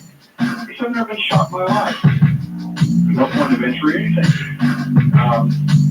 This is rather interesting. After we talked about it for a while, he talked to me about the possibility of getting it removed. He brought back another X-ray, and it's gone. It's gone. And amazingly enough, today, two individuals on the internet contacted me about an event that occurred to them some time ago, and they described a wire-like device very similar to what this gentleman was describing in his head. Both of them had them in their legs. And what's rather amazing about it is they put some hemostats on the one of them was sticking out the exterior after the abduction, and he put a hemostat on it and a little pair of pliers, surgical pliers, and pulled, and they could not get the object out. In fact, the object buried up inside them, and they've not been able to get it out. Yeah, here we go again now. Doctor, are you able to tell the story again briefly to those who did not hear it? My friend Wendy Strieber and his ear. Yes, I can. There's been some confusion there. I am not the surgeon. Who did the surgery? Right. The confusion came when Woodley Strieber was a guest at the surgeries, second set of surgeries that we did on May the 18th, 1996. Woodley was going to have surgery by me on that day, and because he changed his mind, it wasn't done. What he wanted to do was have some testing done first, and then he wanted to go back and check it. But anyway, the story, as Whitney tells us, is that the surgeon went after the object in the ear, made an incision, and as he approached it to remove it, the object moved. Moved out of the way of this. Moved out of the way. And that's as much as I know about it. He was able to get some of it out, and he said it was kind of just a gelatinous, fibrous sort of material. But that object, if it's there, is most probably still in Whitley's ear. All right. Here's another one for either one or both of you. How many patients, Whitley, for example, said that there have been times when his ear would become almost red hot, when it would literally get hot, as if something was occurring, obviously, within. Has there been anything like that associated with any of the other implants? That is, I think, definitely is reported. And I think it's real important to state here, Art, that out of the several thousand abductees that I've worked with, I have found only a small amount of these people that probably have any kind of an implant. does not seem to be rampant in that sense of the word at all. A very small percentage of people seem to have what possibly may be an implant. And I realistically wouldn't have any idea what an alien implant would be, because I just don't know what that would be. What we certainly have found is aliens in human organisms. In answer to a question about people getting hot, a lady called the other day and told me a remarkable story. And basically, she was facing abduction. She said, "I have no idea why this happened." She said, "I'd lose my job if anyone even found out." She says, "But as well, you realize that the business I'm in is physical evidence, and as the director of physical evidence, I'm interested in that with your case." The lady relayed something absolutely astounding that I'm waiting on right now. She says, "Well, I had a car accident not long ago, and the surgeons were working on my back area, and they checked my spine. They opened it up, and they found a scar tissue, and they checked it, and they kept wondering, well, how far does this thing go? And it said it's about the width of your finger, and it goes all the way up from my tailbone all the way to my cervical vertebrae, and there's no point of incision." She said, "Now, what's really amazing about that is the place where I work has got over 52 reports of abduction in the hospital in the terminal ward." She said, "Now, one might say that is just a result of In the terminal ward. in the terminal ward. These are 52 reports," she says, "that are available on public federal paper." And I said, "Of course you realize what that means when you tell me that." And I said, "You can't prove it." She says, "Well, it's coming to you." All right, gentlemen, hold on right there. We are all of a sudden at the bottom of the hour. I have no idea how it occurred so quickly. Anybody wanting a copy of this program? It is a 3-hour.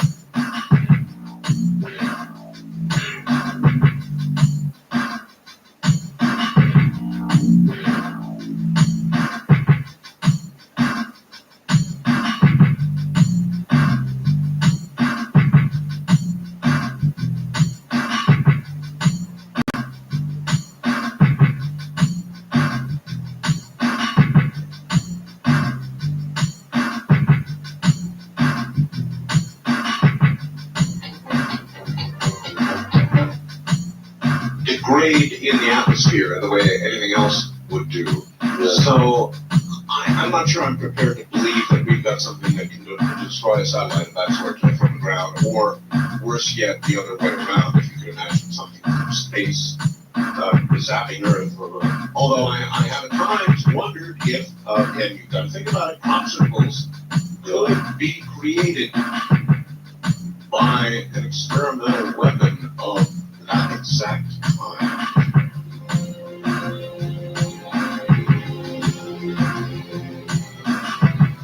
You've got to imagine it would be possible. Would they do it? Well, not America. America would never do that kind of thing, would it? Would it? That was the America that fed plutonium to children, right? According to government officials recently revealing secrets. Tell us, we still are America. Good morning, everybody, from the high desert. I'm Art Bell, and this is Coast to Coast AM. My name is Neil Diamond.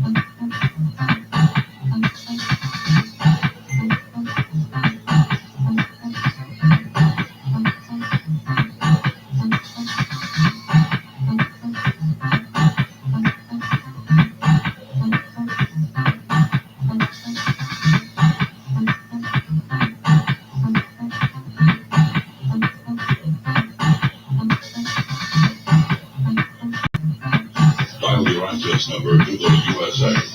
Then 800-893-0903. If you're a first-time caller, call our at 702-727-1222.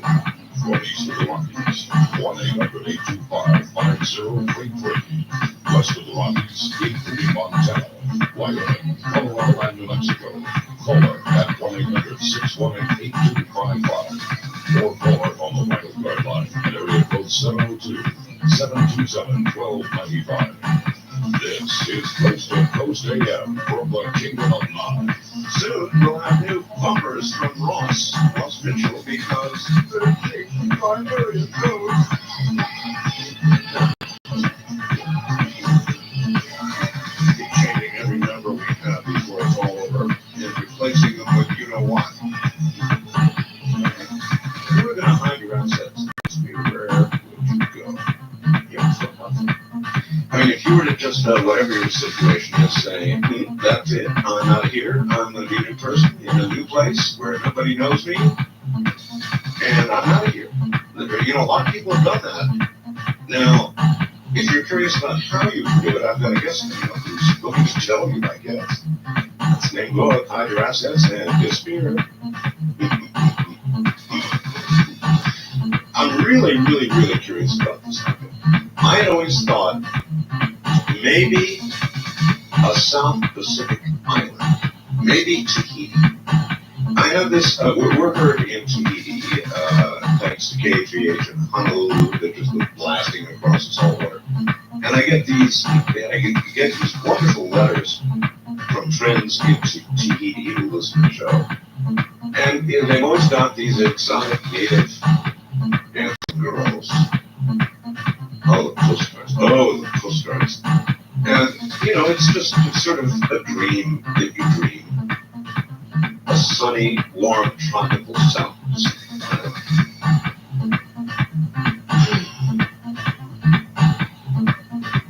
Vacation time, baby. East of the Rockies, you're on the air. Tell me hello. How you doing, Art? Okay. John, I'm in Ohio. Hi, John. I was just reading the newspaper here, Yes. and I don't know if you know about this. I just came across the Y2K hotline. Oh, yes. Federal government. Yep, they have a number. Okay. They have a number. Did you ever get hold of that tree guy? Sits up in the tree? You know what? They just finally sent me a fax today, and I've got to digest it. I really wanted to talk to the guy who was 200 feet up. Yeah, that's what I was interested in. Me too. What would you do up there? Be very careful. I don't think I'd park underneath there. You know, how do you sleep up there? And then, of course, you've also got to wonder how you do what else you've got to do up there. That's why I don't think I'd park underneath him anywhere when I went to see him. Also, You might need something 200 feet. I mean, you wouldn't quite hit terminal velocity, but first time callers, area 702-727-1222. Oh, sometime soon, I presume. yeah, it's been a while. Seems like I've heard him on there. All right, so thank you. Okay, that's all I need to say. Yep, you take care, and have a good one. West of the Rockies, you're on air. Hello. Oh, I hate when you pick up big parts like that when the guy's talking about the tree yard. Oh, well. Serious. Anyway, this is really, Turn your radio on. oh, I killed it. I had to walk across the camp up to their people wood stove and freezing up here. Up where? And we could in Alaska. Good day. Yeah, that's late. Now, I've been hearing about they reached a winch of 100 degrees below zero the other day in, I guess, Interior, Alaska. And that's 100 degrees below zero. That's what, like 30 seconds for flesh turning to stone? Like liquid oxygen. Pretty close. So what are your temperatures? What have you reached for a low so far this year? I couldn't even tell you. I don't even want to think about it. Give me a You guess. know, Mark, you used to do talking commercials how you left there and went to the desert. I know, give me a Tell guess. us about it. Give me a guess. I don't know, maybe 34 below. 34. Over here, you have to look over by the inlet. I saw 47 below outside average.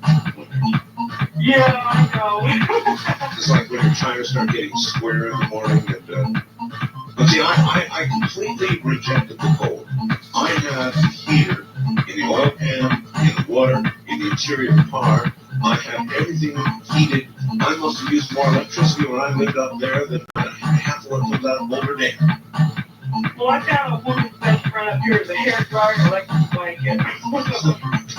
There is not, if you read all night, I don't do pets, you know?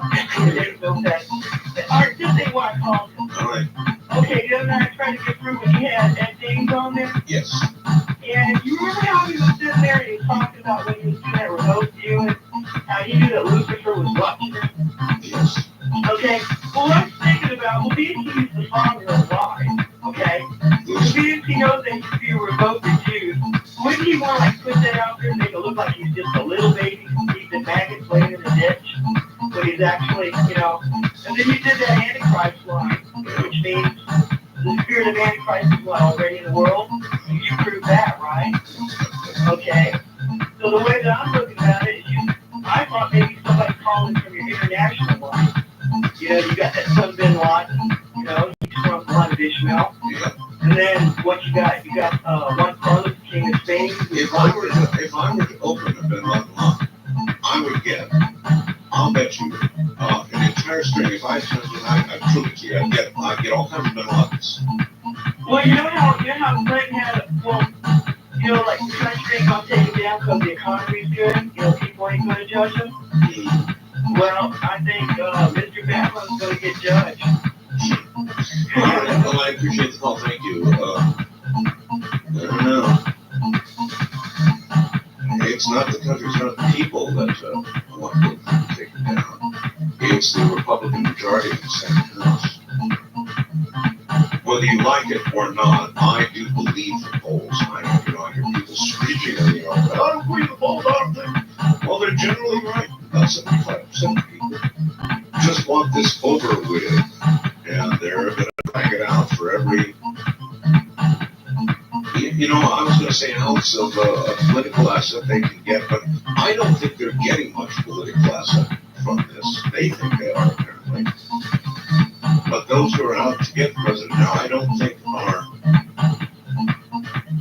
are gaining any political capital from the effort. So, I don't know. West of the Rockies, you are on the air. Good morning. Yeah, Mr. Bell, That would be me, yes. you were talking about craft hovering over your location out there. This is Larry from California. My location. Well, where you live, up in the desert. There was one that passed directly over me. Right. So some years ago, yes. Let me tell you a little story. I was taking my girlfriend home at around 2 a.m., 1996 of March, Yes. and driving out where I live here in Thousand Oaks. Looking into the sky, my girlfriend saw a craft just sitting there, but it wasn't triangle, it's rectangular. She saw the light below it. Yes. And then I did a foolish thing. I got out of the car and started flashing the lights. Yes, that is definitely crossing into the Darwin Award category. You flash lights and threat. Now, if this is something like Independence Day, Yeah, well, I did flash it, but she got very upset? disturbed about it. She said, "Take me home right away." So I got back in the car, we took off, we looked up again, it wasn't there anymore, but it was sitting there. What do you think could have happened? What do you think could have happened? If you had continued to flash lights. Well, I continued for about a minute, but nothing happened. I understand. If you had continued persistently, a beam would have come down and your girlfriend would have vaporized. Now, how would you have felt had that occurred? Quite bad, but I looked like the. I don't know how you felt about it, right? We both better probably would have been vaporized. Awesome. All right, sir, I appreciate the call. Yes, women don't like that. I do that all the time. For a walk. I tell them on it. This is how you signal them. I've got a very bright light to the world's brightest spotlight. They definitely see that. So I feel remember that all the time. First time caller line, you are on the air. Hello, big how to do to you, sir. And you, where are you? Houston, Texas. Houston, all right. That's right. I can hear the Texas. Marijuana thing. Yes, you mean the fungi that's going. Yes, I want you to know that a certain group of partners are working on preventing it. We have to preventative for the growing factor. You mean an antifungal thing? Well, that we're working on the thing with Daconil. Something that would eat, something that would eat, Slow it down. something that would eat the government's fungus alive, maybe? To keep the government funded. No, God, we don't want to do that. You would? What we're basically working on with growers is to have a preventative of how they can grow their product. Why not? To worry I about. understand, so then why not create something that kills what the government puts out there to kill hogs? You just might be opening credit doors up there, pal. Well, no, look, the door is being opened by those dispensing this thing to kill all the hemp plants. That's opening the door. All this is doing is trying to pull it back shut again. Well, Daconil does slow the process down a bit from what we gather of it, but we just can't get the. We lost. Sorry about that. Your phone. Wildcard line, you're on the air, huh? Hi, this is Andrew calling you from Whidbey Island. Yes, Andrew, how are you? Okay, we've been out of power for the last 10 hours or so, but 10 hours out of time. yeah, 10 hours, why? I don't know, it's something major. It's apparently Mount Vernon, which is our main power source for this whole island, was actually out of power as well, so. I don't know, it was a long time, you know, they fixed it in a half hour the first time it went out, and it was flashing last night, but, Do you have a generator? Do you have a Bay-Gen radio? Do you have a light? What do you have? hey, I've got my trusty, 3 LED deal, so I hope that. Oh, isn't that excellent? Yeah, and I've got a dual fuel stove, burns gas the whole time, and so I was fine. And my barbecue going, so. Good for you. More Americans are going to have to learn that they're going to face what you are now facing sometime within the next year. Yeah, that's for sure. Yeah, I thought it was weird, actually I went by my bank today, and after the power failed the first time, they have a backup generator, and theirs for some reason did not kick in, so they had the bank closed. And of course, the whole nine, the stoplights were out. So, no power, no bank. Yeah. Huh? No banking transaction today were performed in Oak Harbor. There, again, that, of course, has us all considering Y2K. No power, no bank. Yeah, it's amazing. No gas. That's right. Nobody can steal their cars. Anybody who goes out of gas is out. And Americans are really used to just doing it one way, and that way is turn on the tap, turn on the switch, stuff it down the garbage disposal, flip on the TV and the stereo and the radio and all the rest of it, and it just always works. Well, I have a feeling we're coming into a period of time where that's going to be tested quite a bit. Yeah. Anyhow, about that picture you had up of the plant, I've seen that before a few years back on some of my plants. So You grow hemp plants, I used to, yes. and you had that kind of fungus on it? Well, no, I mean just that it looked like that picture, whatever it was. I don't know what it was. But Well, the person represented it to be the government's new antifungal agent that will destroy your plants. yes, I was aware, and I don't know. If they had it going a couple years ago, then it's a possibility. But Knowing our government, I'm surprised they didn't start out on something similar like daisies. I mean, kill all the daisies in the world first, just to prove you can do it. yeah, which reminds me, by the way, the guy was telling you about growing, the government growing. I think there are 7 people that still do get it from the government. I believe that may be correct. I'm not sure. It's a remnant of a program that will close. Right. But you're right. All right, my friend. Thank you. Yeah. Take care. I think he's right. But it's that small. East of the Rockies, you're on the air. Hi, my name's John. Hi, John. I have a question. Maybe you can help me. I do a lot of traveling, and I'm always trying to tune into your station when I'm in a different state. Is there a way of getting a list of all the radio stations? Of course. Most networks are loath to publish their list of affiliates for some paranoid reason, but we're not. You can get a list of our affiliates on my website, which, by the way, is an accurate list. It's another thing we do is we print the truth. Most radio networks lie their butts off. We don't. It is an accurate list, and it is on my website. You can print it out. Well, my problem is, because I do a lot of traveling, I don't have access to the internet. Well, yes, you do. I The next do. thing, sure. Next time you go by a library, go in. Okay. How about that? I can do that. What's your website? www.artbell.com. Let me copy for that. Thank you very much. All right, you're welcome, and take care. Well, West Northeast, you're on here. Hi. Yeah, Jack, Cynthia, Arizona. Hi, Jack. You go today? All right, if you were to take all your assets and disappear, Jack, where would you go? Where would I go? Indiana, because I think that's where I might go with wife. Run away to Indiana? Yeah. Got family back there, small gallery. One of the state that goes into the town. But I mean, these are people you know, right? Yeah, So you're kind of missing my point. No, if you were to hide your assets, your money, if I had money. yeah, Oh, okay. and disappear, yes. To totally establish a new identity, not to a place where you were born or something, but Right. to a totally alien place. Right in the middle of the night, flowers and church someplace. And then I just do my own experiments inside. Really? Yeah. Okay. Anything else? I think that is right. But I do know the anti-drug. Personally? No.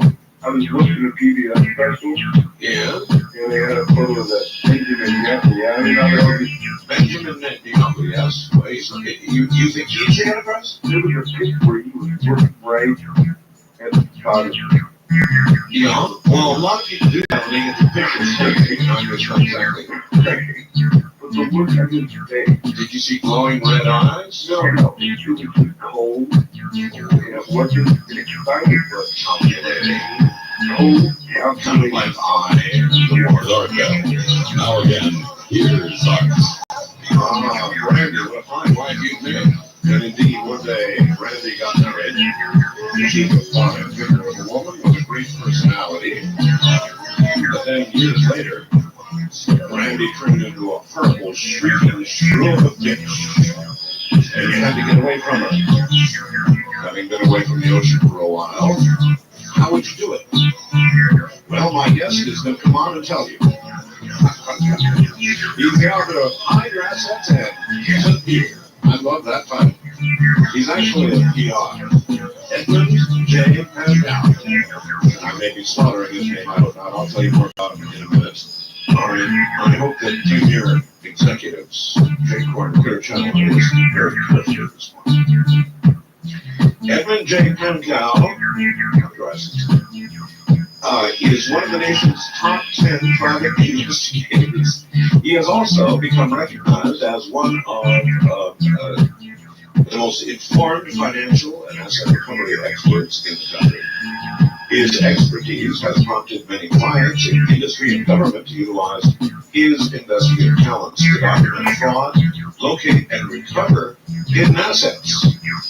Now, he's a best-selling author and renowned public speaker. In his fifth book, Hide Your Assets and Disappear, he's taken an about-face approach to his search and recovery techniques that he has taught to thousands of seminars and spelled out in fine detail in his bestseller. Check it out. In other words, I guess, he has tracked people down for most of his adult life.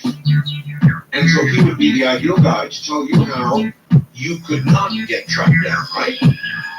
He is an associate editor for PI Magazine, private investigator and contributing writer to International Living. He writes regularly for numerous financial and investigative trade journals, authored several award-winning books on privacy and investigation, which include, first check it out, Everyone's Guide to Investigation. I make $100,000 a year as a private investigator. It's not like fun. What if that is fun work? His experiences in numerous high-profile cases have been featured in such national publications as Time, Business Week, People, USA Today, New York Times. He's been interviewed on literally hundreds of local and syndicated radio talk shows, including ABC's 2020, Letterman Live, BBC London, So on. Let's see. He has investigated some of the highest profile cases in American history, located the hidden assets of foreign dignitaries, bank embezzlers, celebrities, and politicians. Has served as an expert witness in many precedent-setting court cases and trials, resulting in the recovery of millions of dollars for his clients. He's a graduate of Florida State University's School of Criminology, founder and director of the Petnow Consulting and International Investigative Agency headquartered in Houston, Texas, which is where he is. Welcome to the show. Thank you very much, Art. Edmund, you began, I guess, as an investigator, hunting folks down and recovering fortunes. And how long have you spent on that? Well, I've really been doing this now more than 25 years. I started with many people as a private investigator doing the same thing that everybody else does, is making movies of their own spouses and filming insurance cases. Was I right about Brandy? I mean, Oh, listen, that's a true story. We know many, Brandy. and if now, tell me the truth. If somebody comes to you and they say, "Look, I married this gal. I've made a fortune and I'm really doing well, and she is a shrill, shrieking shrew of a bitch that I gotta get away from. I want to disappear. I want to take all my money with me." Can you really do that? Can you tell them how to do that? Oh, yeah. In fact, many people have the idea or the plan of how to do it themselves. They just don't know the proper vehicle. And without expert advice, somebody like you, how much trouble? Let's say somebody really shredded every bit, their Social Security card, all their credit cards, all their ID, took off, ended up thousands of miles away, somehow or another, got their money with them. I don't know how they do that. You would know that. Could you find them? Well, the one problem, Art, and the thing that everybody has to remember, is that three can keep a secret if two of them are dead. You can't call your mother on holidays. You can't check in with your former wife's family, anybody, because in the United States, the record-keeping system is so good that they can track phone calls, they can track Federal Express packages, they can track anything that goes into a computer if they really want to. There's no real safe way to do it. I mean, Well, you just have to go and be committed to your new life. Do not go back to your old life at all. in other words, disregard every aspect of your old life.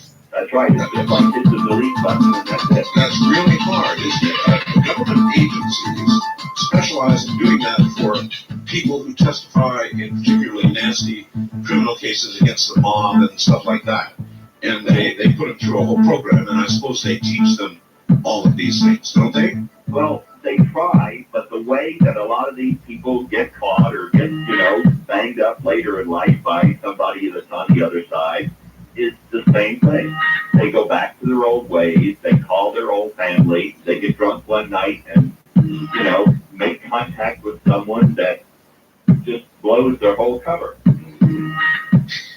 How many people, percentage-wise, do you think that have decided to disappear have actually successfully done so? That's a pretty interesting question. It's for conjecture, I suppose. But That would take some thinking, but I'd say that it's probably about 1 in 4 or 5 that really commits to this and decides to do it, does it and does it right. not very good odds, huh?